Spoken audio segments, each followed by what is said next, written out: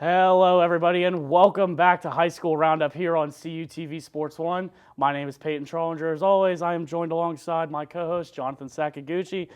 Tell the people how you're doing today. I'm doing good, Peyton. And a lot to talk about this week. A lot of craziness this week in high school sports. But we'll talk about it as the show progresses on. And we also got a news segment which I'll unveil later on. Ooh, that's going to be very exciting.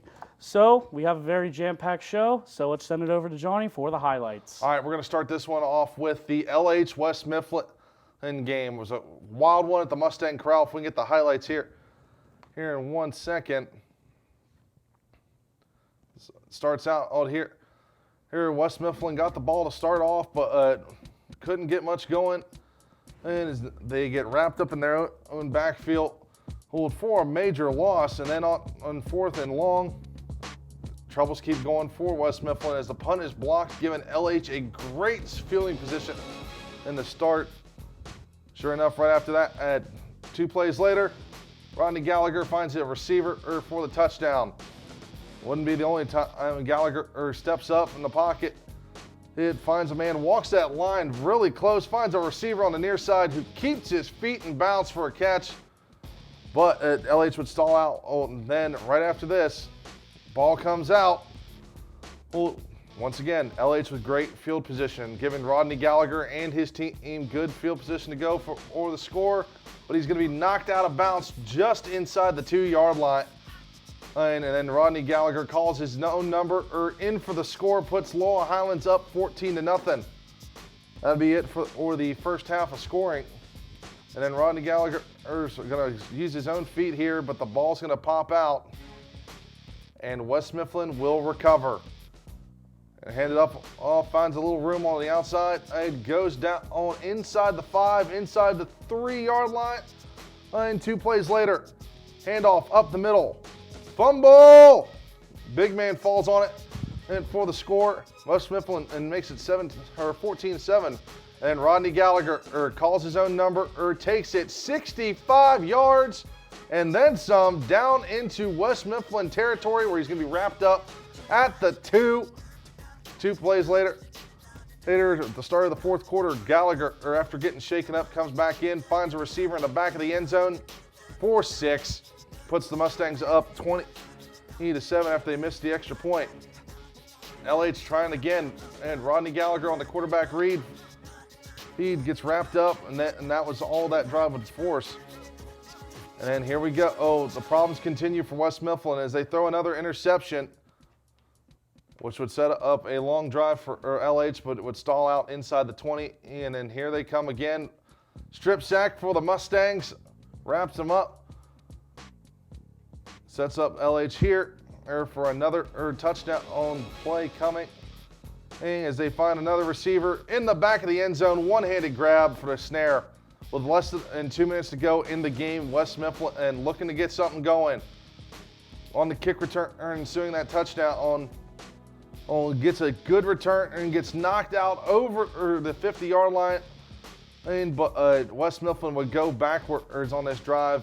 Couldn't really get anything going, and that would be your final score as the Mustangs hold on to win 27-7 over West Mifflin.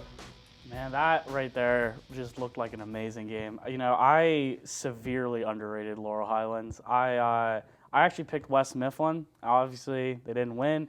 I really thought that they could do it on the road, but clearly, Laurel Highlands, they got it done, and they remain undefeated. Yeah, and that's the thing that's been with these Laurel Highlands Mustangs is they've been seeming to find something going on there that it's working for them. Right now, they're tied for first at the top of the conference, which we're going to talk about that matchup later on. And they just seem to be putting together a good football team. And when playoff time comes, if they can keep this momentum up, they can keep this energy up, they're going to be the team to watch out for or when we get ready for WPO playoffs. But that's later on down the line, and we got a long ways to go for that yet. But let's take a look at the next set of highlights as we send it over to Belle Vernon High School. Thanks to our friends at Westmoreland Sports Network for these highlights, as it was a battle to keep pace with Laurel Highlands between TJ and Belle Vernon. So we get ready for this one. And the first score of the game, aim for Belle Vernon. Quarterback keepers, he bounces to the outside, gets on the inside here. here for a nice little gain. Shortly after that, at that play, it would stall out for Belle Vernon, but the ball pops out here. Here, if you look closely on your screen, and here's another view of it, as they're trying to break through, and the ball just in the pile flies up and ends up in Belle Vernon hands, and that shortly after breaks free, takes it across the 50, 10-5, and score. Belle Vernon up early, 7-0 again against Thomas Jefferson. TJ looking for an answer here in the first quarter, and they would get it with their own quarterback as he would take it up over the 40 for a nice yardage, but would that be the end of the first? Then shortly after, into the second, he's dragging defenders the whole way down, sets Thomas Jefferson up for a nice 2-yard run as they push the pile into the end zone for 6. It was a 7-7 score. TJ threatening once again. And the quarterback's keeper on the draw play, right up the middle, untouched, giving Thomas Jefferson a 14-7 lead. Ensuing kickoff as Belle Vernon gets looking for some momentum, finds an open lane. He gets a couple blockers, and it's all the way to the house, untouched, no penalties. And we've got a brand new ball game once again. It's 14-14, and that would be the score at halftime. Thomas Jefferson and stalled out on their first drive of the second half, but would get an interception that would start the drive for them. TJ takes it up the middle. Finds a nice little chunk of yardage, sets him up nicely inside the Belle Vernon area territory, but interception once again. Battle of defenses and a battle of offenses was quite the matchup, as TJ trailed by 1 in this one, but would gain the lead right here as the quarterback keeper up the middle, knocking defenders out the way. TJ would take the lead 21-14 after they converted on the 2-point conversion, but Belle Vernon wasn't going to go away into the night just yet. And once again, and that running offense of Belle Vernon gives them a tie game, 21-21. And shortly after, Belle Vernon defense stepping up big, sets them up here midfield after a botched punt. Takes it all the way, 2 plays, score, or as Belle Vernon takes the lead, 28-21, and it was a wild night, 8 for this one. Definitely, I think, was the game of the week. Maybe might have been the game of the season so far, and we're only in week 4. That was a very good game. That was also another game I unfortunately got wrong. But, you know, Belle Vernon, they really did prove something here in the Whippeal. They are a team that is hungry. They're a team that wants to win. And we saw this whenever they beat TJ. They kept with it. You were mentioning the defense, the offense, all that stuff. They all just worked together, and they were able to conquer their longtime rivals in Thomas Jefferson. Well, not only that, but they're also keeping pace with Laurel Highlands as well. Yes, they are. Oh, they're tied for first right now in that conference. But the thing is this week when we talk about schedules, those two are going to clash head-to-head. So one of those two has to come out as the clear-cut conference leader, and someone's going to be playing catch-up for the rest of the year. But you also got to think, hey, TJ's still not out of that chance of winning the conference yet. We've got a lot of football left to play yet, but Belle Vernon is like Laurel Highlands. They're a complete team all around on all sides of the ball, special teams, defense, offense. You got the different threats you got to worry about, especially with that RPO offense of Belle Vernon. Yep, and, you know, like you were saying, Johnny, that entire conference is still up for grabs. You know, you got the big three, Belle Vernon, Laurel Highlands, and TJ. They are all three still in it. And I still wouldn't sleep on West Mifflin and making the playoffs either, No. because that conference is a power conference in the Whitfield. Alrighty, so now let's take a look over at our scoreboard and let's see what we got going on there. So Indiana travels to Greensburg-Salem. Greensburg-Salem gets the victory 35-14 at home. Then we have Gary's Brownsville Falcons on the road, traveling to South Park. Unfortunately, they were shut out 54-0. That is not very good whatsoever for the Falcons. Let's take a look at our other scores throughout the league. This one here, we have the YOUGH Cougars traveling up to South Allegheny for another conference matchup. South Allegheny holds on for the victory 56-8.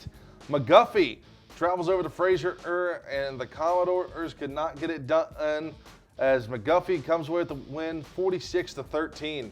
Take a look at the next set of scores here. All right, we have the Bentworth Bearcats traveling to Mighty Mike's territory in Carmichael's. Carmichael's able to hold on for the victory 42-7, and what a team they have assembled this season. Yeah, that was quite a matchup with Carmichael's being quite a good team that we've seen so far this year. And then we have Waynesburg traveling to the Pot in Charleroi, Pennsylvania, where the Cougars get their first victory of the season. And I'm proud to say I was at that game, and I was very happy about that. Yeah, and that's one of our games of the week. I did not pick correctly on that one, but congratulations on the victory there, Peyton, for the Charleroi Cougars. My one right pick. Let's take a look at our other scores. So Monessen played host to the Rockets of Jefferson Morgan. Monessen holding on to win 26-0. Then you had a close one here as Bishop of Gannavant and played host to Greensburg Central Catholic. And Bishop Gannavant and coming up with the victory and a close one at that, 20-14. Take a look at the next set of scores.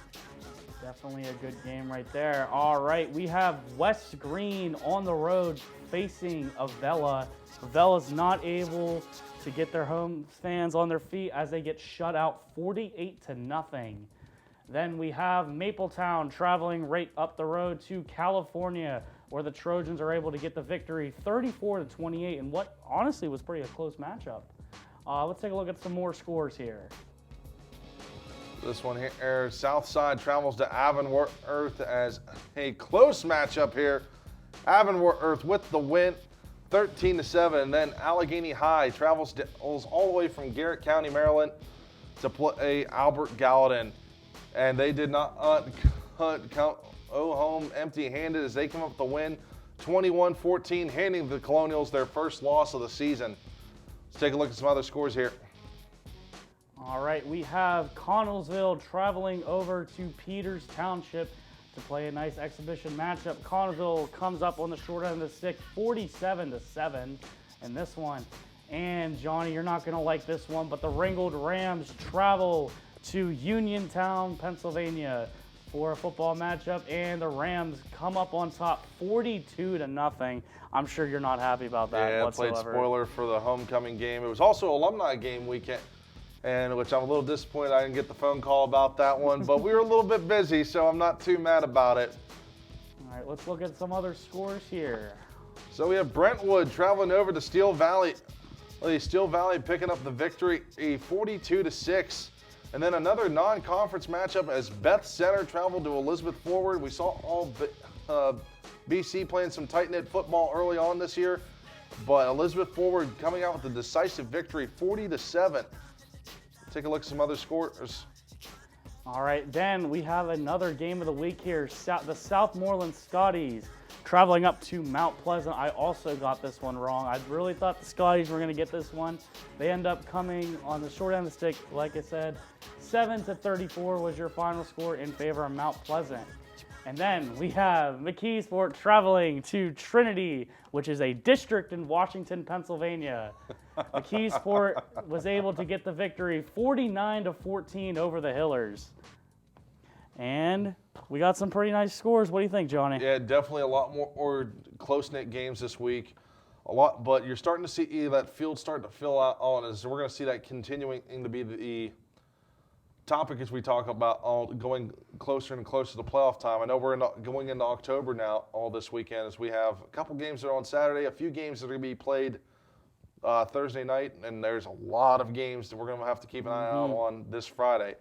But I'm looking forward to seeing how things pan out here. I am as well. And after the break, we will go over the upcoming schedule right here on High School Roundup on CUTV Sports 1.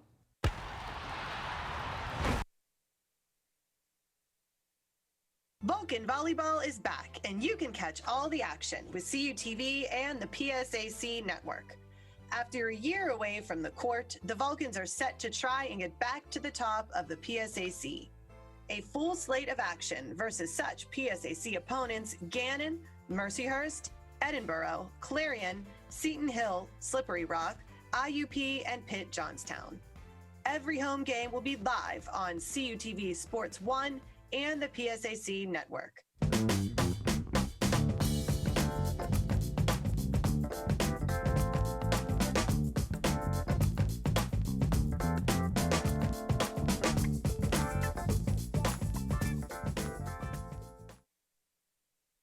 Welcome back to High School Roundup here on CUTV Sports 1. I'm Peyton Tronger, as always. I'm joined with Jonathan Sakaguchi. We're just having a fun time here in the studio. One thing we forgot to mention before the break, if you have any highlights, please make sure you send those highlights in to the addresses below, and you might get featured here on High School Roundup. You never know. Yeah, we want to see the big plays. Big touchdown catch is the long runs. Kick return earns the big defensive plays. You know I'm a fan of those. But we want to see guys, whatever highlights you got, make sure you send them to those addresses at the bottom. And you might be featured on an episode of High School Roundup here soon. And maybe also you could send us some fails as well. If there's a fail in your game that happens, get a video of it, send it in to us, and it might also be featured on the show. All right, now that we're back, we're going to take a look at our upcoming schedules here. In the 1A Tri-County South, we have Avella traveling to California and Pennsylvania. And then next up, we have the Mighty Mikes on the road facing West Greene. That will be a pick'em game that will come up a little bit later.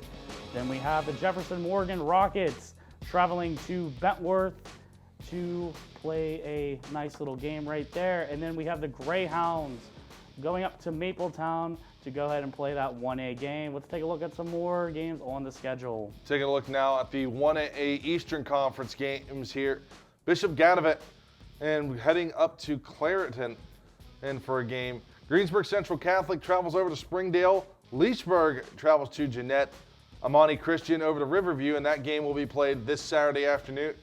It's a 3 o'clock start on that one. Take a look at the next set of games we got coming up here. All right, let's head it over to the 2A Century Conference. The Charleroi Cougars will go up to Chartiers Houston to play the Buccaneers. Then we have the Commodores of Fraser on the road facing Waynesburg. And then we have the Washington Prexies traveling to Beth Center to go and play the Bulldogs. Take a look at some more scores here. Traveling over now all to the 3A Interstate Conference. And it's Mount Pleasant and travels up the road to go play a YOUGH. South Allegheny comes on down to Brownsville. South Park traveling a short distance away to play the Elizabeth Forward Warriors. Here's in that Interstate Conference matchup. Take a look at the next set of scores here. Alrighty, for the Greater Allegheny Conference for 4A, we got a lot here. Armstrong is going to be traveling to Mars for a game. GREENSBURG-SALEM on the road facing Hampton for a pick'em game here at High School Roundup. Indiana traveling to Knox, and the last one, Plum traveling to Highlands also for a nice exhibition game there. Let's take a look at some more upcoming games here. This one is the one I'm looking forward to here in the Big 8 4A Conference is Laurel Highlands versus Belle Vernon. That is one of our games of the week. Probably the game of the week overall on my book. Ringgold travels to McKeesport. Trinity, the Hillers are going to head over to play West Mifflin this week. Take a look at the next set of scores. All right, for the 5A Big East Conference, Franklin Regional travels a little bit closer to home to play Connellsville. Then we have Latrobe going up to face Gateway. And then we have the Penn Trafford Warriors on the road to face Woodland Hills. That should be an interesting matchup there for sure. We're taking a look at the non-conference and independent games. Albert Gallatin goes on the road. They're leaving the comforts of home, heading to play Southern Garrett High down in Maryland. Derry area coming up to play Southmoreland. McGuffey traveling across the Mason-Dixon line to play Lindsay School. Well, Uniontown at Brashear, that's also a pick'em game of the week, and that game is also being played this Saturday at 5 o'clock. So make sure you guys stay tuned for the score on that one. A little matinee game there, Johnny, don't you think? Yeah, I actually got invited to go up to that, and I had a friend of mine that goes to Brashear. Here, he asked me if I wanted to go see Uniontown play. Unfortunately, we have homecoming with that one, I'm going to be keeping an eye on that one. But at the same time, we've got Cal U football to watch this Saturday, but we'll get into that later on. Yes, we will. Alrighty, when we come back from the break, we are going to go over our last segment. We're going to have some pick'em games and a whole lot more. Stay tuned. You're watching High School Roundup here on CUTV Sports 1. The Cal U Vulcans are back on the gridiron this fall, and CUTV and WCAL give you the best seats in the house. September 2nd at Fairmont State. September 11th versus Lock Haven. September 18th versus Millersville. September 25th at Edinboro. Homecoming October 2nd versus Mercyhurst. October 9th at Gannon. October 16th versus Clarion. The Coal Bowl October 23rd at IUP. October 30th versus Seton Hill. November 6th at Slippery Rock. November 13th at Bloomsburg or the PSAC title game. All games are live on CUTV Sports 1, the PSAC network, and 91.9 FM, WCAL. Welcome back to High School Roundup here on CUTV Sports 1. As always, I'm Peyton Trollinger with Jonathan Sakaguchi. We've had a pretty good show. A little note, we both said scores when we were talking about the standings. Sorry about that. All righty. Schedules, right? Yeah, schedules, yeah. Now we're going to go into the standings. So let's get into those standings right here. The 1A Tri-County South. Little bits happened here. We have Carmichaels, Monessen, and West Green at the top. 2-0 in the conference here. Carmichael's 4-1, Monessen 3-2, West Green 3-2. California with a 1-1 conference record, 3-1 overall. The Rockets 1-1 in the conference, 1-4 overall. We got Mapletown, Bentworth, and Avella, all three 0-2. The Mapes are 2-3, Bearcats 1-3, and Avella sitting at the bottom with 0-5. Not looking good for them at all. All right, Johnny, let's take a look at some more standings right here. Moving over to the 2A Century Conference, as Washington and McGuffey tied for that first spot in the conference at 2-0. Then just followed by Chartiers Houston and Charleroi at 1-1 in the conference. Beth Center and Fraser are 0-1, still searching that first conference win. And then Waynesburg at the bottom at 0-2. I'd expect to see one of these teams to be coming up with a big win in between Fraser and Waynesburg as those two face off against each other this week. Take a look at the next set of standings. Alrighty, for the 3A Interstate Conference, South Park surprisingly up at top at 2-0 in the conference. It was a 2-2 record overall. Elizabeth Ford not far behind them at 1-0. Mount Pleasant also with a 1-0 conference record, both 3-2. Scotty's right under them, 1-1 in the conference, 3-2 overall as well. South Allegheny tied at 1-1, 1-4 overall. And the Brownsville Falcons and the YOUGH Cougars are 0-2 in the conference at the bottom. Falcons 0-4 and the YOUGH Cougars 0-5. Some more standings right here. Taking a look at the 4A Big 8 Conference. Laurel Highlands tied for first place with Belle Vernon now at that top spot. Laurel Highlands is 5-0. Belle Vernon 4-0. That's going to be a matchup we're going to want to watch because somebody's moving in that spot this week. McKeesport 1-0 in the conference. They're 4-1 overall. TJ 1-1 in the conference now after that loss to Belle Vernon. 3-1 now overall. Ringgold at 0-1. 3-2 overall. And then Trinity and West Mifflin both seeking that first conference win as well at 0-2. And a 1-4 record with both of them, or 1-4 record respectively for them. Take a look at the next set of conference standings. All right, for the 5A Big East Conference, Franklin Regional up at the top with 1-0 in the conference, 2-4 overall. We see in this conference not a lot of teams have played a lot of conference games, only Woodland Hills and Franklin Regional. Woodland Hills is sitting at the bottom, 0-1. Everyone else has not played a conference game yet. And you got Gateway at second, 3-2, tied with the Warriors, also a record of 3-2. LATROBE is sitting at that fourth spot at 2-3 overall. Connellsville has yet to win a game at 0-5. Woodland Hills 1-5 overall. Let's take a look at some more standings. Well, we're out of football standings. Let's take a look at our pick'em standings a little bit here. A lot of jumbling after last week, but nobody really moved. However, I stand alone now at the top of the pick'em standings. Bobby D, he's not too far behind me at 8 and 7. And Peyton, you, Doug, and Colin are now tied at 7 and 8. Dylan, and who forgot to send his picks into me this week, went 0 and 5 because that's how the rule works. If you don't get your picks in, you take an automatic 0 and 5 loss. Yikes. And then Gary, who's not far behind Dylan now, probably going to start creeping up the standings. I'm going to be watching him this week at 4 and 11. We also got to watch out for Gary that he doesn't change that standing for him.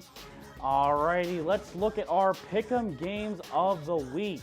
So, first of all, we have Carmichael's traveling to West Greene, the one that we have been talking about all show. Laurel Highlands traveling to Belle Vernon. Then we have Albert Gallatin traveling down to Southern Garrett, Maryland, for a nice little matchup there we'll be looking forward to. GREENSBURG-SALEM traveling to Hampton, and as you said, Johnny, Uniontown traveling to Brashear. A lot of really good matchups, but I think the one we really care about is LH versus BV. Yeah, that one's going to be the big one of the week, as Belle Vernon has that momentum coming off the Thomas Jefferson win. But you also have Laurel Highlands, who's been playing solid football for the first 5 games of the season. So you're going to want to keep an eye on that, but I'm not going to sleep on either of those teams. So I'll give you my picks here real quick. Carmichael's, Laurel Highlands, I think, comes away with the win, and they're going to steal one on the road. Southern Garrett, it stands tall at home against Albert Gallatin. GREENSBURG-SALEM travels to Hampton for the win, and Uniontown on beating Brashear. You know, Johnny, I think I might agree with you. The only one I'm not going to agree with is the Belle Vernon one. I think BV gets a win at home. So you're taking everybody that I picked except for Laurel Highlands. Actually, wait, no, I'm not going to take Uniontown. I'm going to take Brashear. Okay. Hey, we saw how that went for you the one time that Uniontown played, but We're going with Brashear, and I think they're going to win that one. well, we don't want you being a part of the next segment. And this is our new segment, and folks, it's called our Dang It Dorgies of the Week. Now, for those of you who don't know, our friend Doug Glackey, who was a host here originally on High School Roundup, may not have always had the right picks, or he did something during a game that made us laugh. We all said, "Dang it, Dorgie." So we've got 2 Dang It Dorgies this week, and the first one I'm going to do right here is with our friend Dylan G'day, because he went 0 and 5 in pick'ems this week, so I had to do it. So our first Dang It Dorgie of the week goes to Dylan G'day. Get your picks in, Dylan. Then our second one comes to us from our friends at Westmoreland Sportsnet. If we can get the footage, this is our other Dang It Dorgie of the week. Is to the person that put the fence right behind the end zone here at Belle Vernon in high school. Yikes. As we see the receiver and the defender from Thomas Jefferson and run right into it. Both players were fine. They both got up, walked away from it, no severe injuries. He's the receiver from Belle Vernon, took 2 plays off, was back out there. He's okay. Hey, glad to see him go back into the game. Even was a big factor for Belle Vernon. But yeah, that's our Dang It Dorgies of the week. So, Doug, we thank you for that one. Yeah, that's our new segment. And so if you guys see some sort of goofy play or something like that during one of your high school games, remember to send it in to us on that graphic you saw earlier to either me or Peyton. And who knows, you might end up seeing it here. Could be a Dang It Dorgie of the week. Alrighty, I believe that's all the time we have today. Thank you for everyone in the studio for helping us. For Jonathan Sakaguchi and myself, Peyton Trollinger, this has been High School Roundup here on CUTV Sports 1. Thank you for watching.